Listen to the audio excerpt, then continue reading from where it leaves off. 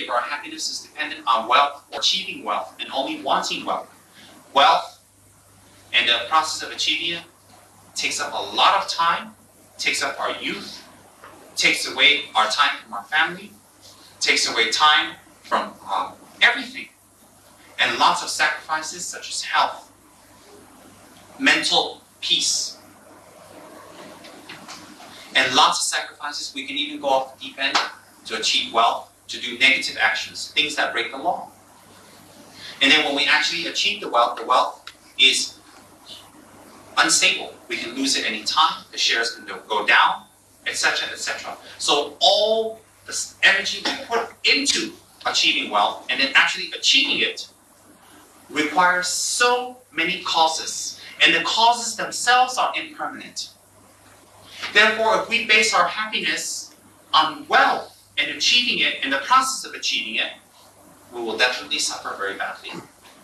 We will suffer constantly while we're trying to achieve it. When we achieve it, we will suffer. And when we achieve it, there's no guarantee that we will be able to keep it.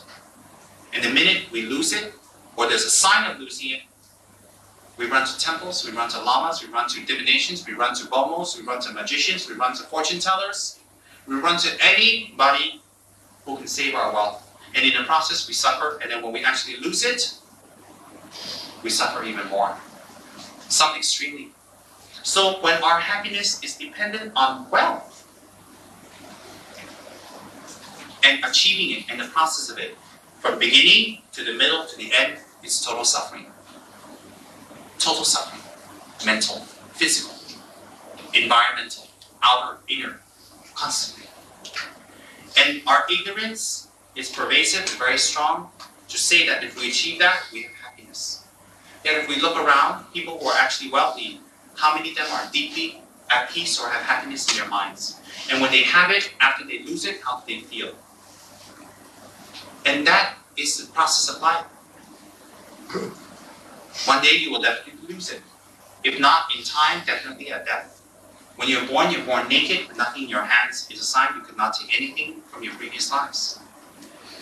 So, when we think about it carefully, when we think about it constructively and from a right angle, all phenomena are empty of inherent existence. Empty of inherent existence does not mean empty of existence. It means empty of the way we perceive it exists. Therefore, when we check something, when we look at something, when we have attachment towards something, it itself does not exist the way we perceive. Example, wealth does not provide happiness. But we have a wrong perception that it does. We follow that. We run after that. And it's not that we don't achieve wealth and we become unhappy. It is the wrong perception that it brings happiness and believing it. And when it does not bring happiness, we suffer. So it's not the wealth that makes us suffer or losing it that makes us suffer. It is the wrong perception, the ignorant perception of what we think it can do for us when we get it. So it's the motive and the process that makes us suffer. Our wrong perception, our idealization that make us suffer. Not the wealth, not losing it, not achieving it. So like that, with these two examples, we can plant those examples to everything around us and everything that has happened in our lives that has so-called disappointed us. It is our wrong projection and wrong attachment to it. It is not the object itself.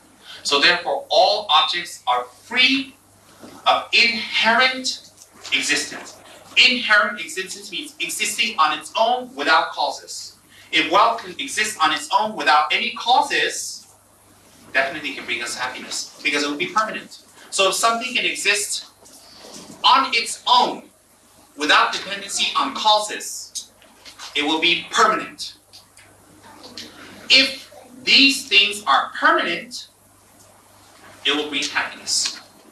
Since wealth comes up under the classification of impermanent phenomena, our grasping at it being permanent, when it is not, makes us suffer.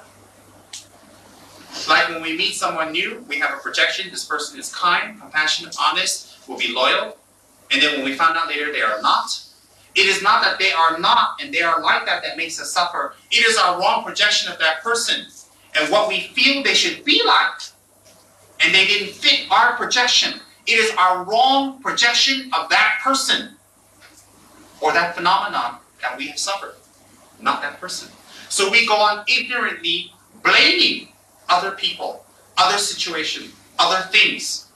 And from that wrong projection and wrong perception, we shout, we scream, we hurt, we use harsh words, we kill, we steal, we lie, commit sexual misconduct, we use schismatic speech, we put others down. It is from that wrong perception we do all those negative types of actions. Those negative types of actions definitely will bear fruit. Since its roots is negative, of course the sprout or the result will be negative. So the items, the things that makes us suffer is not realizing that things do not inherently exist on its own. Inherent. Things do not exist inherently on its own. That all phenomenon is impermanent. It is our stubbornness not to accept that fact and to put more into it than it is. It is our stubbornness to have the wrong projection toward an object of the five senses, and it not fitting our projections the way we think it should be, that makes us suffer. And the worst part of it is that we do not have enough wisdom, clarity of mind, meditational powers, and penetrating wisdom to actually see an object for what it really is. Therefore, we are stuck with two problems. Wrong perception due to delusional mind, due to wrong mind. Wrong perception, number one. Number two, a grasping at the wrong projected perception. So grasping at the wrong projected, a grasping at the wrong projection, and wrong projection itself makes us suffer. What is grasping? When we meet someone, I'll give you an example, the same one. When we meet someone and we feel they should be this way, and we build all our hopes, that's grasping, on the way we think they should be. And when that person doesn't fulfill what we think they should be with our lack of wisdom, then they are bad, they are evil, they are negative, they are not good. I must fight them, I must get revenge, I must get them back. So it is actually not them if we use our wisdom. It is not them. It is our wrong perception and our lack of wisdom to perceive. And the lack of wisdom to perceive and wrong perception itself is impermanent, which means it can be removed, because these two factors are based on other conditions to survive. Therefore, there is an end to suffering. Therefore, logically, since those very perceptions are impermanent, that gives us an implication clearly that there is eradication or annihilation or destruction of those actual causes that bring us unhappiness. So think about it. All our sufferings arise from wrong perception, wrong projection of everything around us. From morning to night, we have wrong projection. That wrong projection can come from conditioning. That wrong projection can come from stubbornness, laziness, and selfish attitude. Ego, selfish attitude. Ego is the one that makes us basically have wrong projection. And then having that wrong projection and acting out on that wrong projection brings the unhappiness. Please think about it. To reiterate this very important and crucial point, this realization. It is our wrong projection of objects, living and non-living,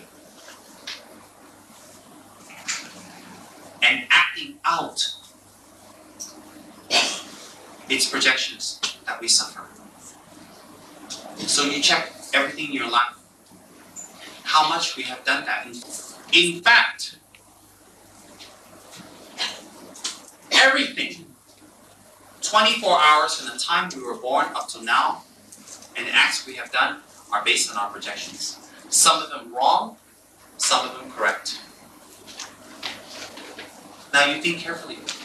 So the minute we stop this, or train in stopping this, the sufferings start to become less. The problems may remain the same, but you suffer less, and that's the point. And when you suffer less, you have clarity of mind, and therefore the ability to solve it. That's the whole point.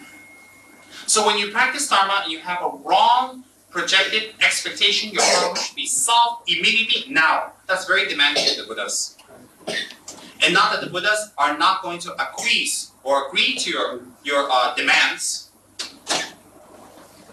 So, think.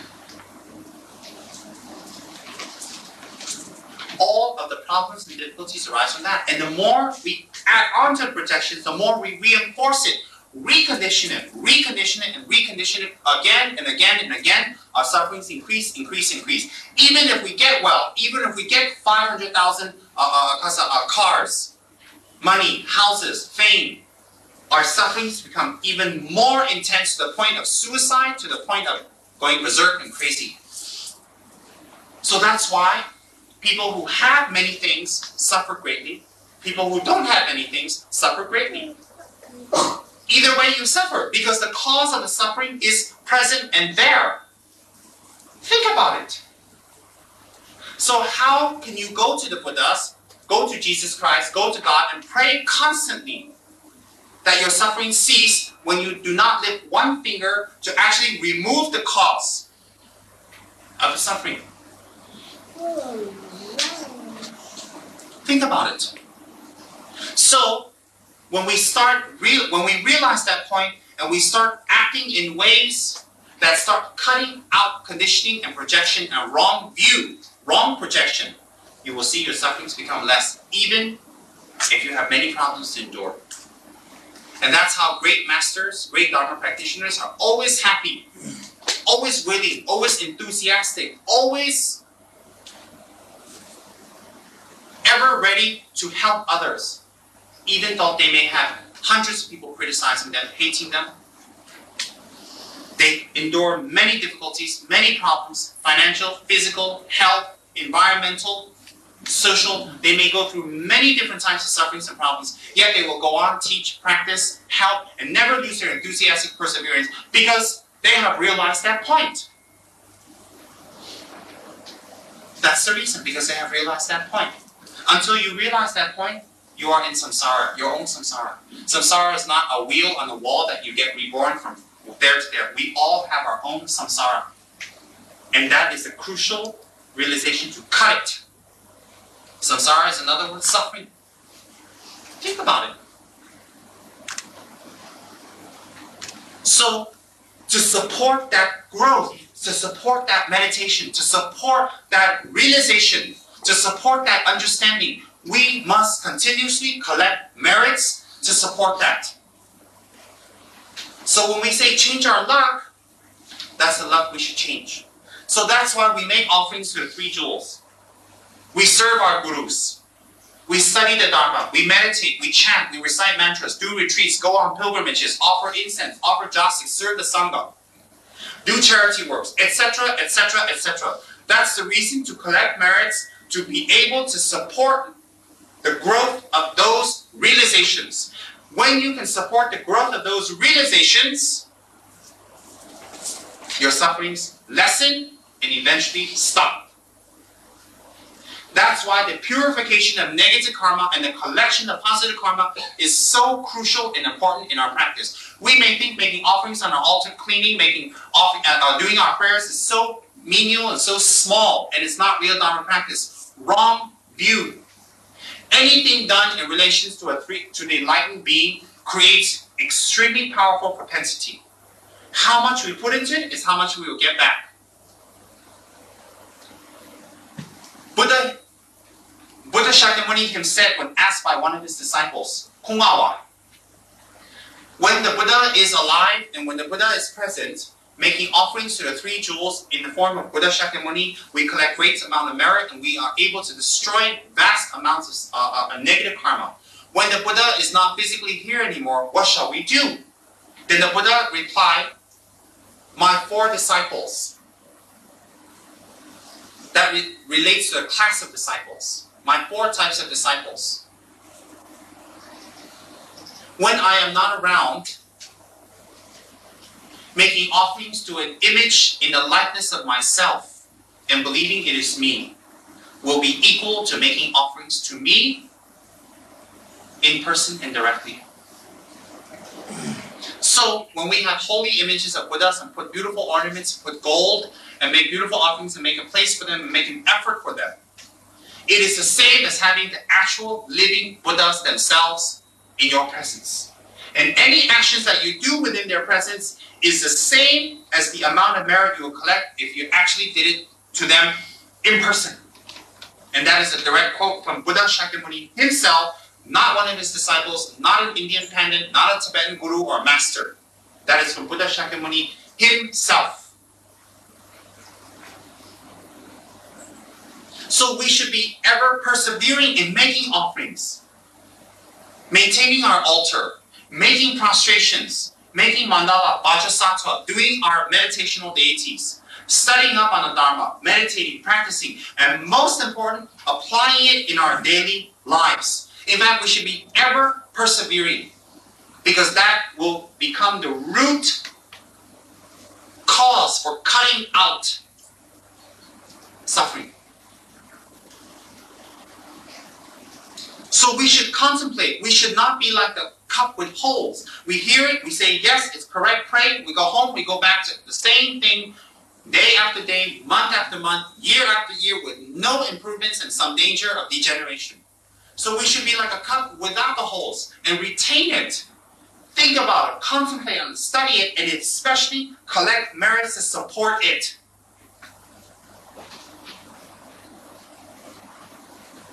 If we don't, we can be in Dharma for 10 years, 15 years, 20 years.